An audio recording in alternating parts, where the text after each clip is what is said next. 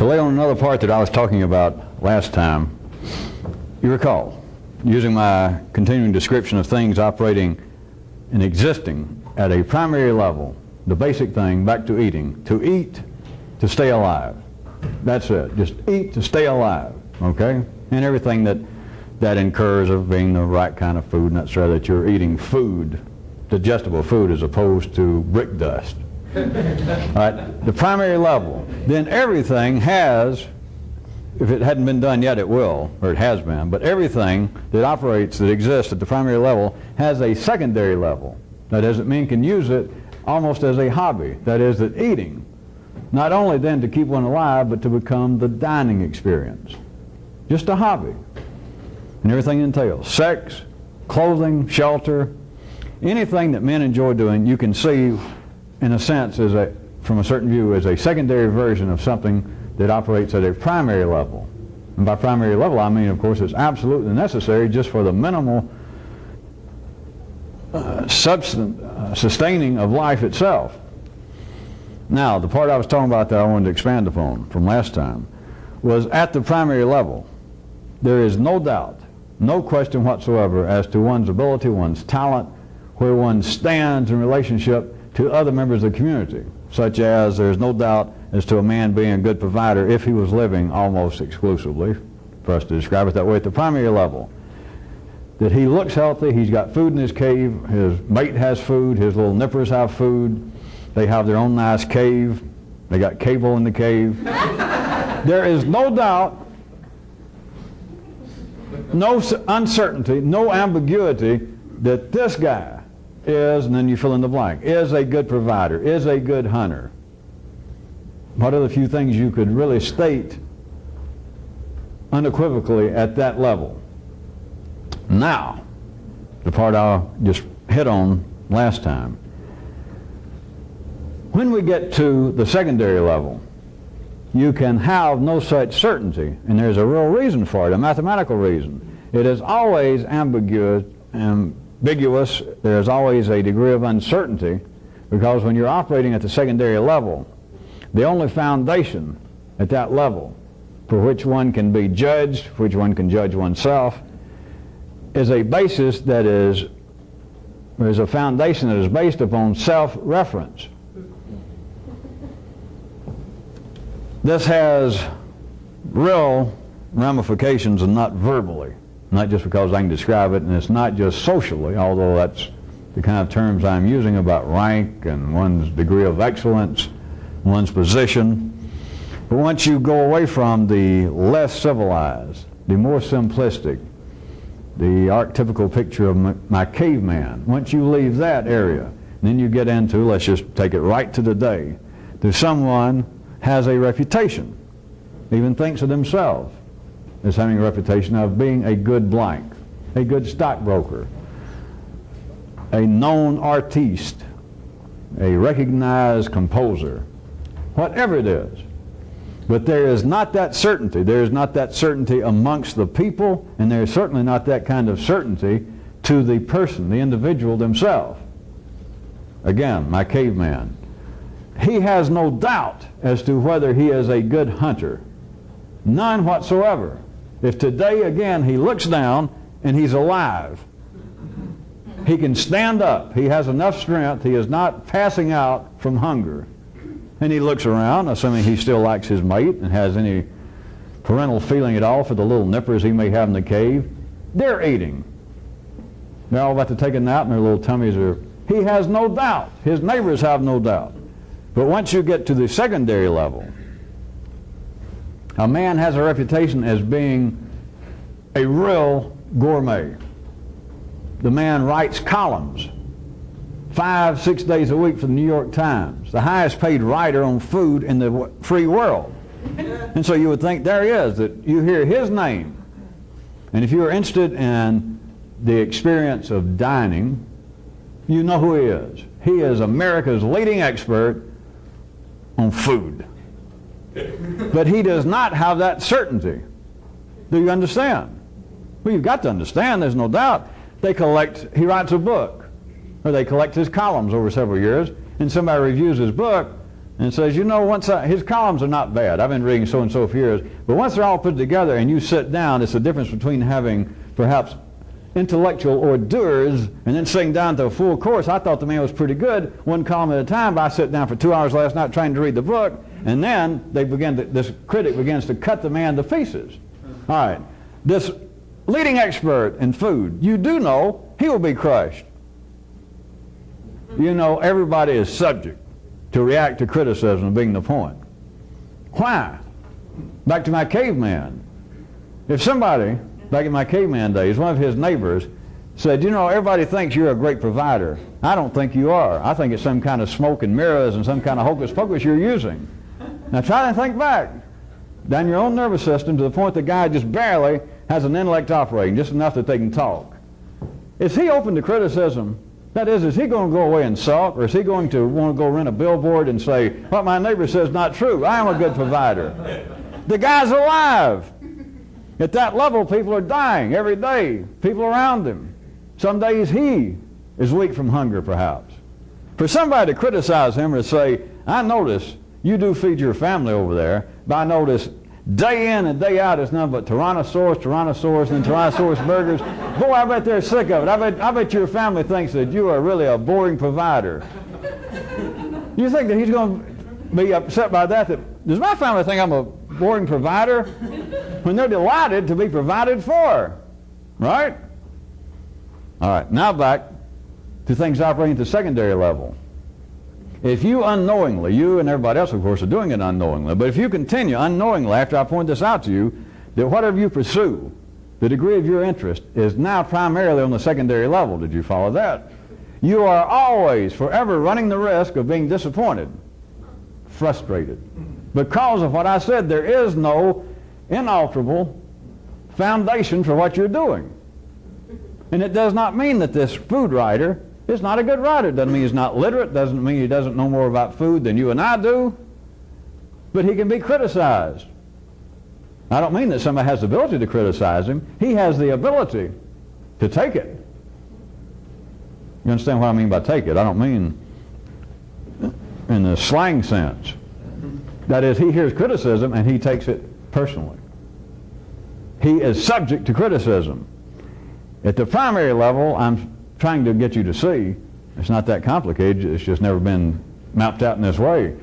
A man cannot be criticized. He is not open to it at the primary level. Or if he is not good at it, he knows it. It is not in question. If we've got a caveman over here at another cave, and his family, it is literally feast and famine. He is such a weird hunter. He goes out, and it seems like every other day, he goes off and he stumbles off in the bushes, and he comes back all beat up, and every other day, every other week, he brings back nothing. So his family, their weight drops like 10 pounds in a week. And then suddenly he comes back with 2 or 3 Tyrannosauruses. And they all eat good. And he seems proud. All right. And somebody tells him, do you realize when it comes to being a hunter, I don't know, you're sort of the Rodney Dangerfield of hunting. He might not like it, but it would not be open to question. Because every other week he knows he nearly does starve. And he looks around and other guys are dragging home the food. And so for somebody to point out to him, if they have to, do you realize that every other day you almost starve to death? If he was of a sarcastic turn of mind, I'm sure he'd think to himself, hey, tell me a secret. Right? The point is, there is no question. If they said, let us say that he finally dies of hunger, and right before he dies, one of his neighbors comes up and he says, I used to tell you that you were probably the worst hunter here in this whole neighborhood of caves. Didn't I tell you that? And the guy might go, yeah, and you're right. Whether he had enough strength to say that, the point is he could not defend it. His position, his ability, is never in question. It is not in question to him if it's good or bad. But a man can be the leading expert in something when it reaches a secondary level, the food expert. That everybody, all these secondary experts, all the writers for the Des Moines papers, the Chicago papers, the Miami, the Los Angeles papers, they all pay homage to this guy. And so he writes his first book. They collect his first columns, and some little guy who gets on TV somewhere in Buffalo and criticizes a book. Says, all this kind of fancy stuff, people in New York looking down their nose at McDonald's and French fries. I read this column. To begin with, the guy does not have a very good use of the English language. Browning, he is not. I don't know, maybe he can cook. He goes on just a few cheap shots from some little old guy, 22 years old, that's never even eaten in a restaurant that had a full menu in print. And he criticizes this big sweet potatoes book. And the guy gets mad, gets crushed, gets hurt, gets defensive. Why? I've just told you why. And always will it be thusly. If you are operating, you or anybody, at the secondary level, but I was, of course, now referring to you guys specifically, unknowingly, unwittingly, continuing whatever it is. It doesn't mean that you shouldn't continue it. It doesn't mean to drop all hobbies. But to recognize what's going on and to also recognize why you and everyone else at that level are always subject to criticism, resistance of all sorts, because there is not that firm, inalterable, unmovable foundation for a guy to say, whether he wanted to brag or not, that I'm a good hunter. If he is, he can say it. And it's obvious. It cannot be hidden. If he's not, he'll die. And they'll all say, not only was he a bad hunter, he was a liar. They all know it. But you reach a secondary level, you stumble into a party, and they say, have you ever heard of so-and-so? And you go, I've heard the name. They say, go over there and meet him. You say, I've heard that name. They say, he is right now considered America's leading food expert. You go, yeah, I think I have heard. But what does that mean? Is that an absolutely defensible position? There he stands, he's surrounded by minions and admirers. All you got to do is walk up and say, I read your book, and he can be the biggest shot in the world, and you're a stranger. Look like a yokel, and you go, and he gets mad. Now back to the caveman. You go up to him and go, I heard you're a great hunter. Maybe he goes, and you say, I don't think you are. What does he care? He might hunt you if he's accountable. But is he going to be upset? There's nothing to be upset about. There's no way he can hide his ability or his lack of it. When you reach the secondary level, I wouldn't have started out putting it this way, but to help expand it, because this sounds psychological, but it's as though everyone is basing their hobby, their abilities, on having to hide something. All right? I could describe it if I was going to continue on what appear to be psychological mapping. I could say that's why everybody seems subject to criticism, because everybody has a little something to hide, even the world's leading expert. Now I can say, do you know what it is they have to hide? And you can say, no, what? Or maybe some of you could guess what I was about to say. And I say, what they got to hide is they don't really believe, nobody that believes that they're as great as their reputation is. And you go, yeah, that's true. And that sounds right. And that's correct enough at that crude, simple level. What I want you to see is that is not the basis of it. That is simply a description of it. The basis of it is that when things reach the secondary level, which they've got to in the civilized world. Remember, I gave you one little shorthand of asking you whether you could see that actually the operations of intellect equal the secondary level. So you got to have it. We're not making fun. I'm not poking any sort of criticism at food critics. To me personally, and I'm sure a lot of you, me personally not the point, but I'm sure many of you, food critics, you never read it. To some of you it's probably a joke, or at least you could be probably no more disinterested than you are in it. But that does not mean it's not necessary. It wouldn't be here if it's not necessary.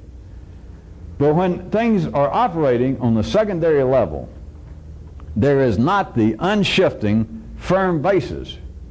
Because the only way the food business, the dining experience business, the only way that exists, the only way it is defined, the only way it is conceived of, is on the basis of self-reference.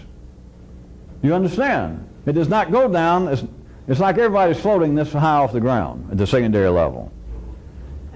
At the primary level, where there is no question, you're standing right on the ground.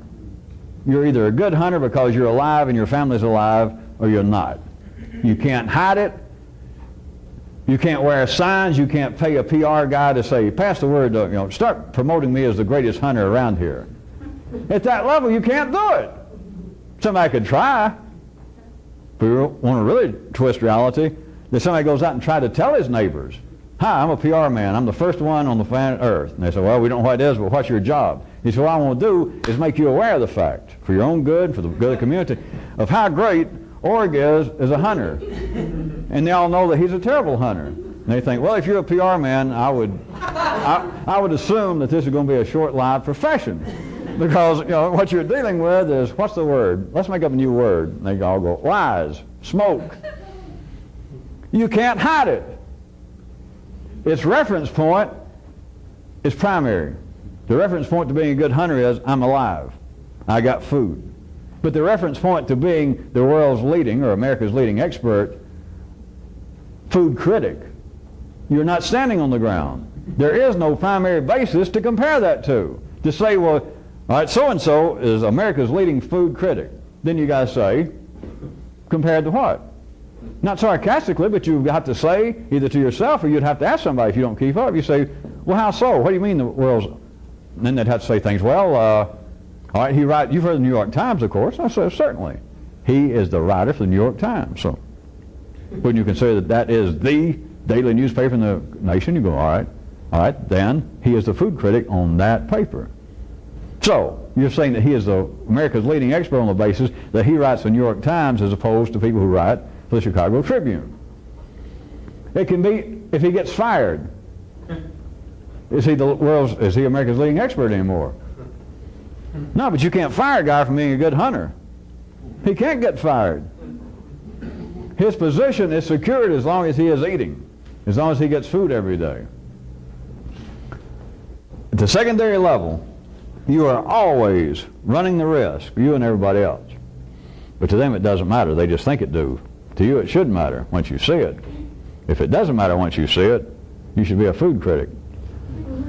You are running the continual risk, to put it crudely and simply, of being disappointed because your apparent popularity, your position, your reputation in city affairs is always subject to go just like that, literally.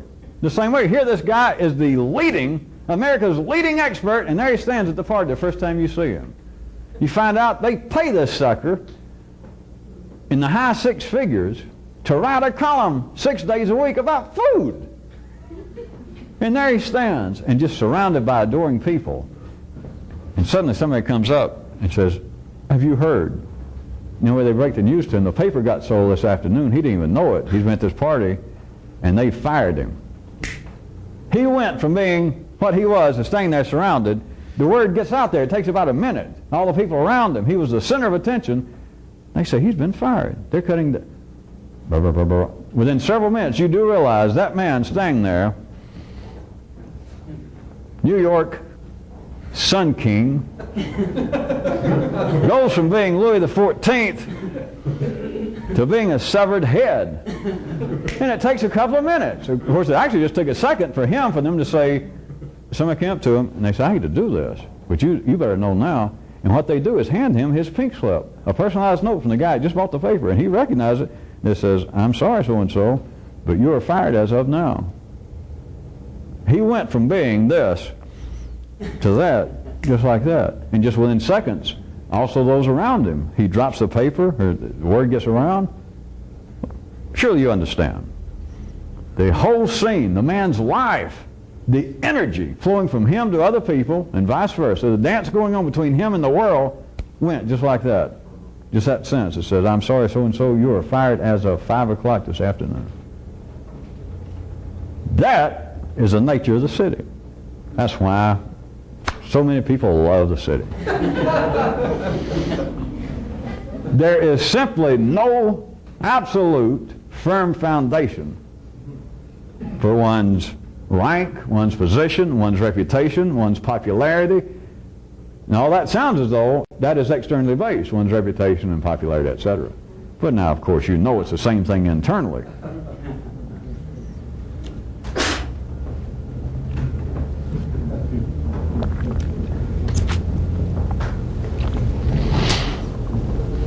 Now, could you see all that instead of having to do with people, with ideas?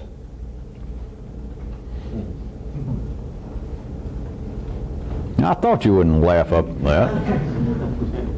The same thing I've been talking about, but instead now of a caveman and a food critic, that is, of apparent individual actual humans, now think about two ideas. Think about them a second. Come on, you got a second. Think about it.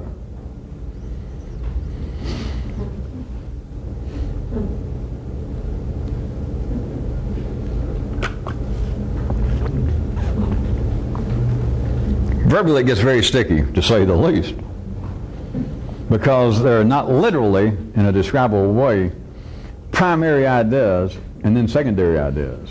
But the reality of it exists. The reality of it, though, exists more on this level. I'm not going to stick on this because there's not a lot to be said about it. But you can look at the basis, one basis of this being the primary level would be the nonverbal energy of life itself that finally motivates people to talk.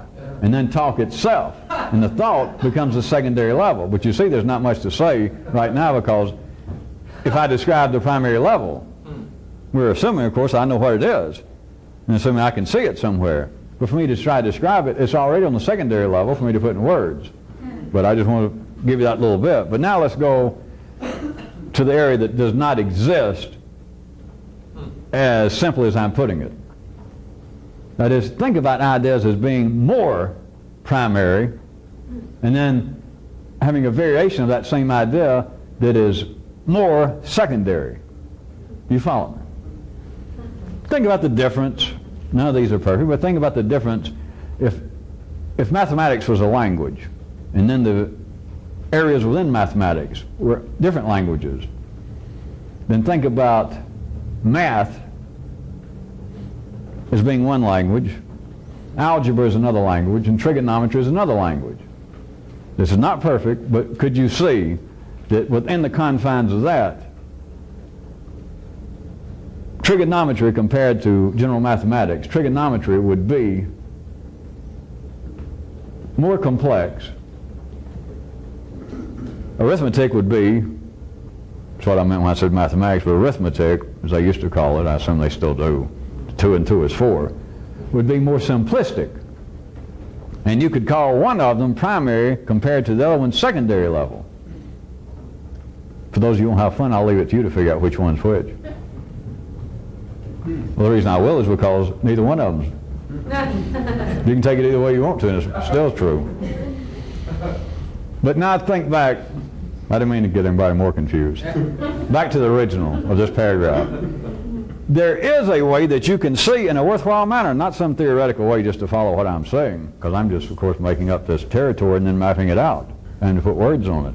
But there is a way in which you can see all ideas as having a secondary manifestation and then a more primary.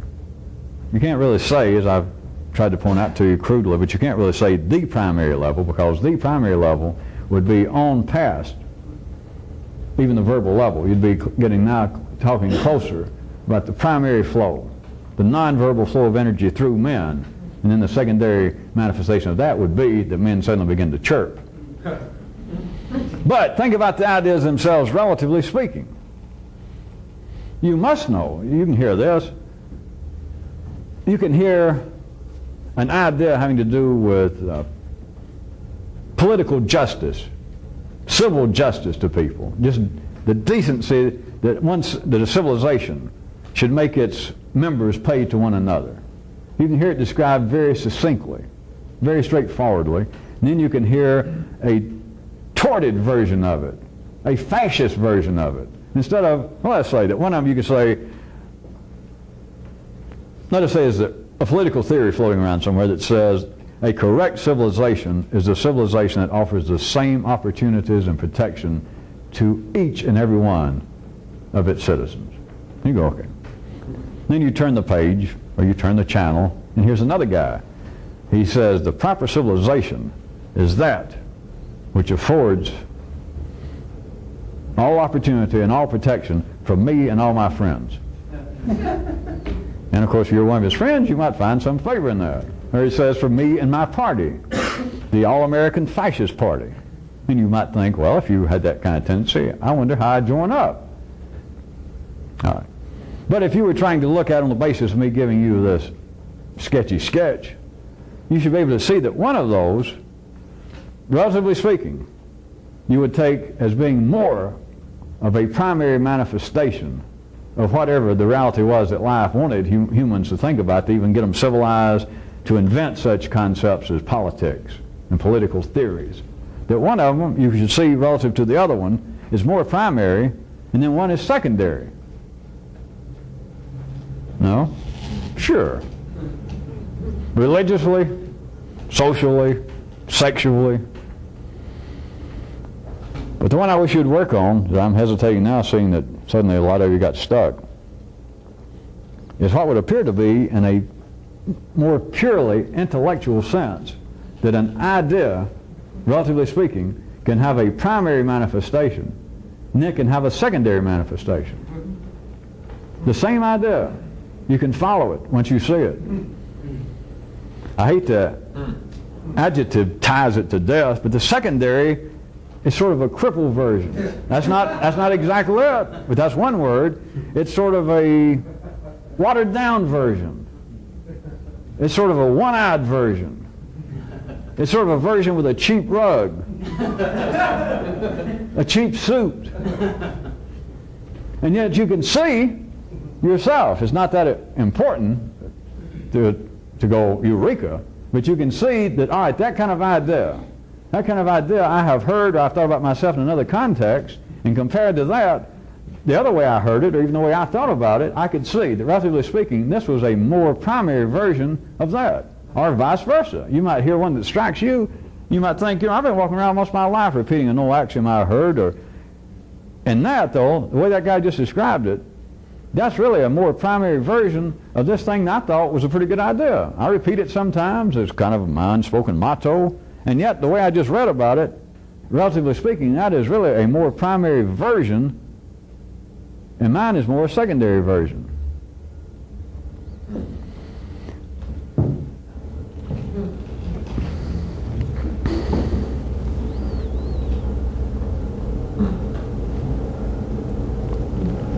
There's a way in which you should be able to fairly easily see from all of this, from last time and what I've said tonight, that in a way you could see all of civilization. You could see what I refer to as the city.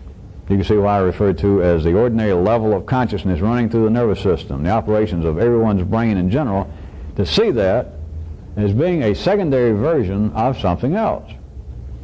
Now, a kind of reality, a kind of acquiescence on life's part non-verbally through humans is sort of known. And it comes out in all kinds of weird ways. But it's sort of known. And it comes out in these kind of mythical stories, these religious tales, even when they're accepted as being literal fact, that in some way men periodically, here and there, have this sensation that we're living in some kind of dream.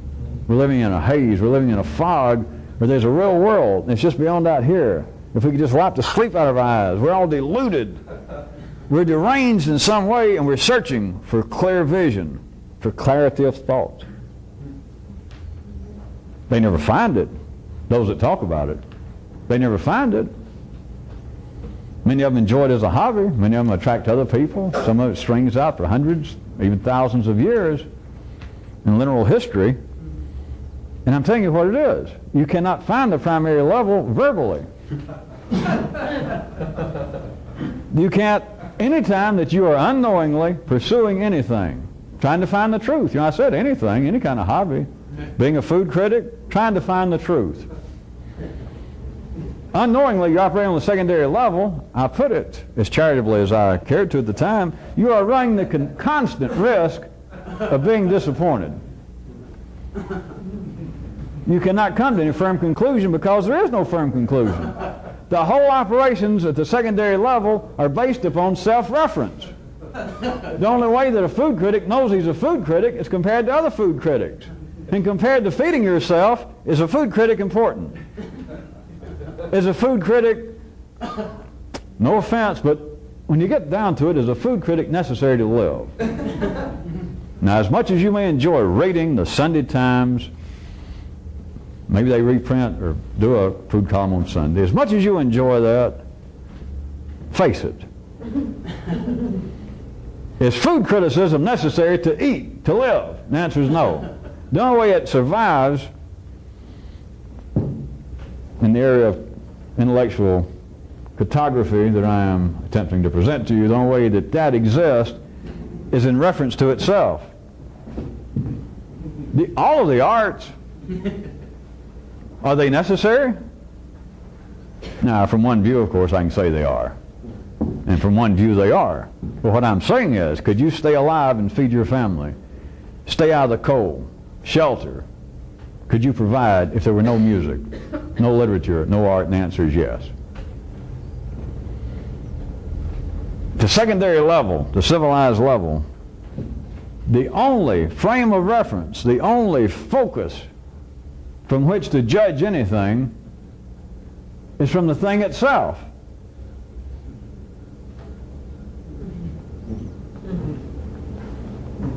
Again, if you would like a little sidestep, the intellect of man has had another opportunity, which it has all the time, to go, wow, something's funny, because for thousands of years, they have tried all the way from Plato in the eastern part of this planet, even before that, of trying to come up and then theorizing over the lack of it, trying to picture that there is some objective standard of beauty,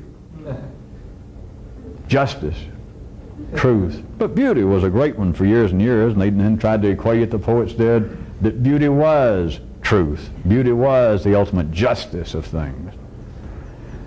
But everybody wrote and wondered, why is there not some objective standard that a Plato, or an Aristotle would write, that I try to be a reasonable person. I'm not trying to quote him, but I'm just using that as an archetypical example. So I try to be a reasonable man, and I look upon poetry. I listen to the music that our composers write.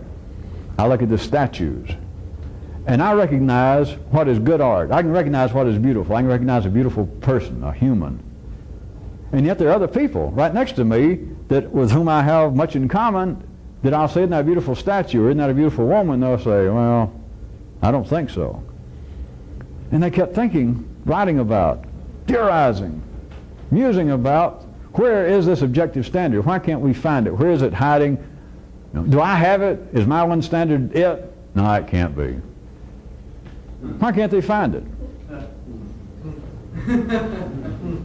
As I was giving you a little sidestep on top of that, why doesn't somebody go, isn't that weird? Isn't that weird that nobody's ever found it? Plato, Aristotle, nobody ever found it. And of course, I'm their intellectual equal, and I can't find it. Isn't that strange? Not strange looking at the problem directly, like, why can't we find it? You have to be the kind that can look off sideways and go, isn't this whole thing strange? It's been going on 2,000 or 3,000 years, and nobody's ever gone, isn't this strange?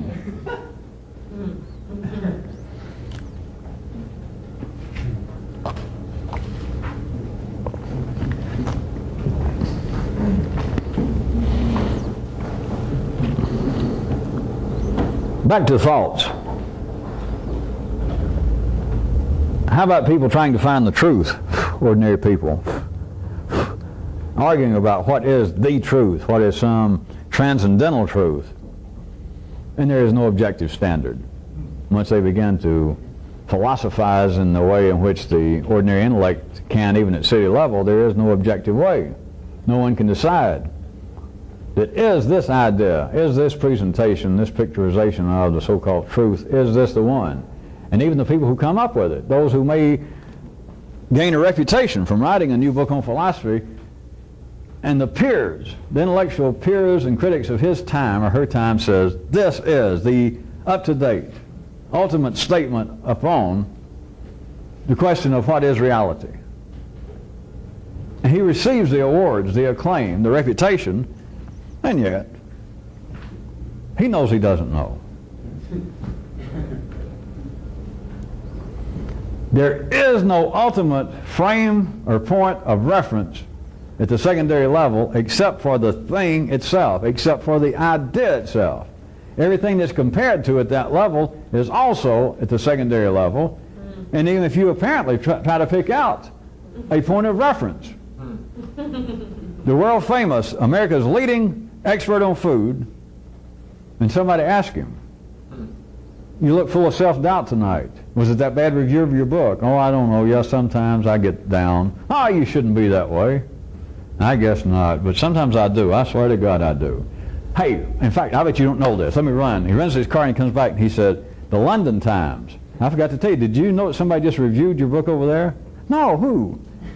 And it's Europe's leading expert, food expert, has said that there is nobody on the western side of the Atlantic like so-and-so. And he reads that and goes, oh, and he feels better. We're not laughing. I'm not making fun of it. He feels better. Because now there's a reference point. He was admitting that, yeah, I'm human. Sometimes I do feel that, you know, what is this accomplishing? Me writing food criticism. Sometimes I feel like I'm wasting my life. I should have done something important like, you know, learn to play the banjo. And then he reads this, that Europe's leading food expert mentions him as being America's leading food expert. The point of reference is within the same genre, it's within the same game. And yet he'll take it. And it seems to work. Except next week, if the Europe's leading expert gets indigestion and somebody asks him about America's leading expert and that fine column he wrote, he went, yeah, you know, I shouldn't have written that. I got carried away because I never have been very impressed by him. And then he hears about that. It's push-pull. You're stood upright and you're knocked down.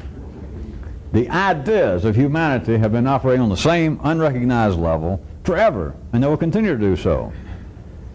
Apparently out in the marketplace that some ideas are accepted, and then the rug's pulled out from under them. And then they're propped back up, they're rehabilitated, they're refurbished.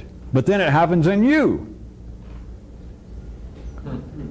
When it's operating at the secondary level, you are always subject to continual frustration or disappointment, because there is no inalterable, there is no reliable point of reference. That all the good news, the bad news you receive about yourself, that you think about yourself, it can change as quickly as somebody rushing up to you in the midst of you playing the big potato there at the party, and somebody says, do you know the paper got sold? No. In fact, I think you better look at this. Be right with you, folks. I'll have another drink. And he looks down as of 5 p.m. I'm sorry, you're fired. Gone, just like that.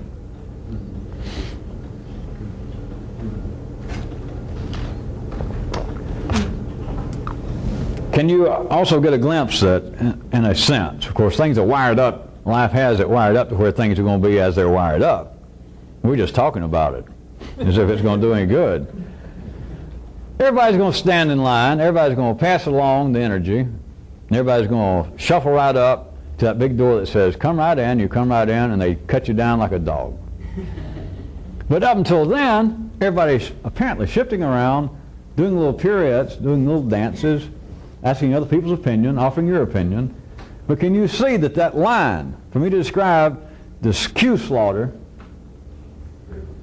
is the manifestation, is the living example of the secondary level? That everything that goes on in that line, outside of eating with no comment, screwing with no comment, getting out of the cold when you're cold with no comment, trying to cool off when you get too hot with no comment, and scratching when you got an itch with no comment. Other than those few things, everything else going on in line out there, you could look at as being at the secondary level. And if you caught any of what I've been talking about for the last little bit tonight, can you see that there is no such thing, it's not even possible, it's ludicrous once you see it, to think about anything resembling long-term satisfaction. If you do something and you enjoy it and you're happy with it, I don't know, 10 or 15 minutes, you should thank Larry, or you should think, hey, I'm hallucinating. But the whole thing about, God, what a meal, I loved it. Oh, you make the greatest food in the world. And 2 minutes later, the woman who cooked you the food said, would you hand me so-and-so? You said, get yourself. Hey, I didn't know sex would be like that. My mind, finally, I know what Shakespeare, who it was, says, I feel lucid for the first time in my life.